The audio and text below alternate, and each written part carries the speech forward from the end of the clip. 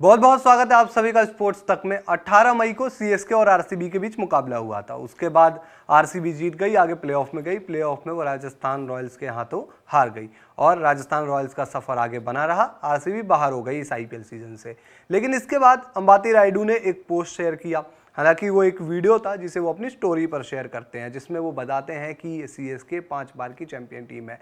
और उससे पहले जब 18 मई को मुकाबला खत्म हुआ था, तब भी अंबाती रायडू ने कमेंट्री करते हुए कहा था कि एग्रेशन से, इस तरीके के जश्न से ट्रॉफी नहीं जीती जाती है, आपको प्लेऑफ में अच्छा करना पड़ता है।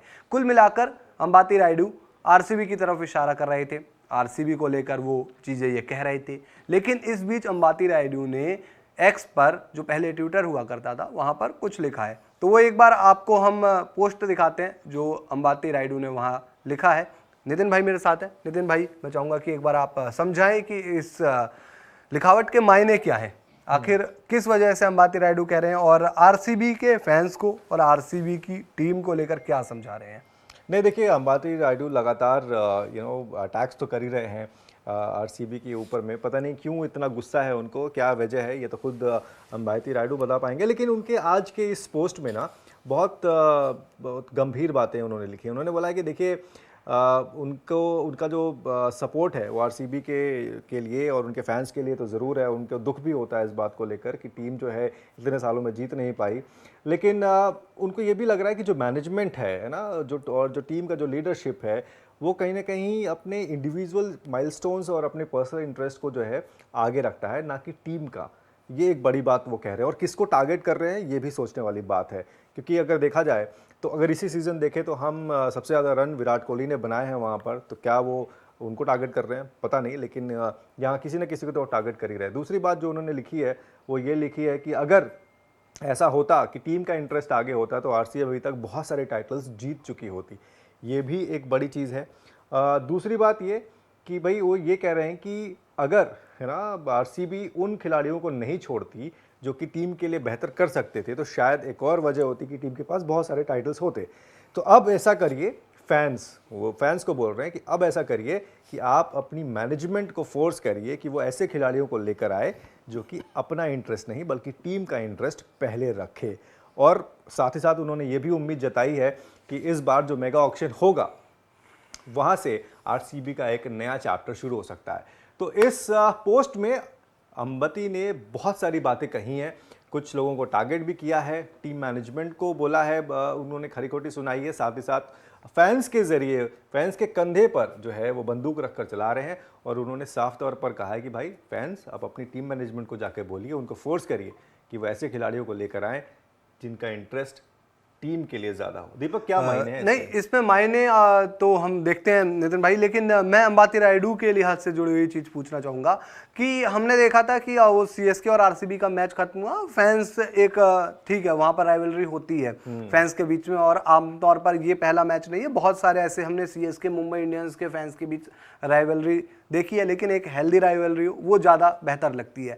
लेकिन जब ये सीएसके आरसीबी मैच खत्म हुआ, इवन जब आरसीबी की टीम प्लेऑफ से बाहर हुई, तो आपको याद होगा तुषार देशपांडे ने एक स्टोरी शेयर की थी अपने इंस्टाग्राम पर। हालांकि उन्होंने कुछ समय बाद वो स्टोरी हटा दी। कुल मिलाकर वो खुलकर सामने नहीं आना चाह रहे थे।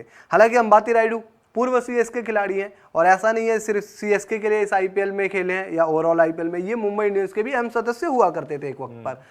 सीएसके के लिए इनका प्यार अलग है, समझ में आता है।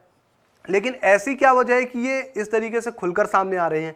इवन कल जो उन्होंने वीडियो एक शेयर किया था, एक पोस्ट शेयर किया था, जिसमें आप देखेंगे उस वीडियो में लगातार 5-5 दिखा रहे थे। और आई थिंक वो पिछले साल जब सीएसके ने गुजरात टाइटंस को हराया था फाइनल मुकाबले में, उस समय की वीडियो रही होगी। लेकिन अब एक दिन बाद, क्योंकि उस पर तमाम रिएक्शन आने थे और फैंस के भी रिएक्शन बनते ही थे, तो अब उस रिएक्शन की वजह से या फिर कुछ और चीज चल रही है यहाँ पर रायडू के मन में, उस वजह से वो लगातार खुलकर सामने आ रहे हैं। क्योंकि ठीक है, फैंस का एक अलग था, लेकिन अब यहाँ पर खिलाड़ी आ चुके हैं। क्या अब देखते हैं आपकी आरसीबी मैनेजमेंट या आरसीबी के किसी खिलाड़ी की तरफ से रिएक्शन आएगा? क्योंकि अभी तक इस मामले में आरसीबी के किसी खिलाड़ी की या फिर आरसीबी के मैनेजमेंट की तरफ से कोई रिएक्शन सामने नहीं आया। देखो, मुझे लगता भी नहीं है कि कोई रिएक्शन जो है, इस एक्शन का कोई रिएक्शन होगा। क्योंकि ये अंबाती रायडू के पर्सनल थॉट्स हैं और वो टीम को डायरेक्टली नहीं बोल रहे हैं, वो फैंस को बोल रहे हैं। तो कहीं ना कहीं हो सकता है कि भाई आरसीबी इस चीज़ को जाने ही दे कि भाई ठीक है, वो फैंस को बोल रहे हैं, वो भले ही इनडायरेक्टली बोल रहे हैं, लेकिन मुझे नहीं लगता कि कोई, लेकिन हाँ ये बात है कि इनके मन में चल क्या रहा है, आखिर क्यों इतना गुस्सा है अंबती रायडू के मन में कि वो टारगेट कर रहे हैं, बार बार अटैक कर रहे हैं, बार बार चीज़ें कह रहे हैं। तो कुछ ना कुछ तो उनके मन में है। क्या अंबती को कुछ चीज़ बुरी लगी है क्या, जो उस दिन जब आरसीबी बाहर हुई और उसके बाद जो फैंस के बीच में सारी चीज़ें हुई, हमने पहले भी देखा था कि आरसीबी के फैंस ने सीएसके को बहुत वहाँ पर परेशान किया था, फिर उसके बाद चीज़ें थोड़ी सी वैसी हुई। तो अब पता नहीं एग्जैक्टली उनके मन में क्या चल रहा है, लेकिन इस तरीके का जो रेगुलर इंटरवल्स पे जो वो चीज़ें थोड़ी छोड़ रहे हैं, वो कहीं ना कहीं संजीदा हैं।